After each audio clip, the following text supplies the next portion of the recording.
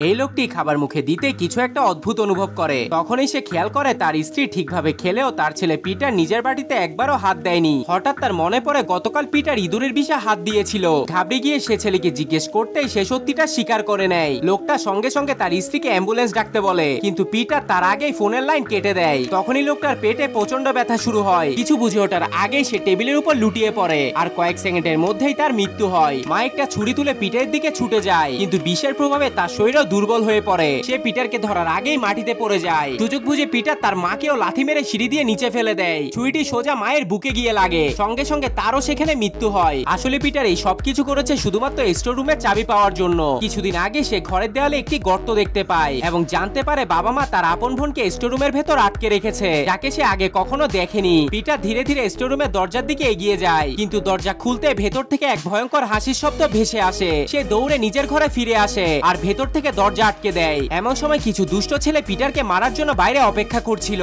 কিন্তু তারা জানতো না ভেতরে তাদের জন্য আরো ভয়ঙ্কর কিছু অপেক্ষা করছে। তারা কিছু না ভেবেই বাড়ির ভেতরে ঢুকে পড়ে। পর মুহূর্তে পিটারের বোন তাদের এক এক করে নির্মমভাবে হত্যা করে। তারপর সে পিটারের দিকে এগিয়ে আসে। পিটার বুঝতে পারে সে কত বড় ভুল করেছে। তার বোন আসলে এক ভয়ঙ্কর রাক্ষস, যাকে তার বাবা মা এতদিন সবার থেকে আড়াল করে রেখেছিল।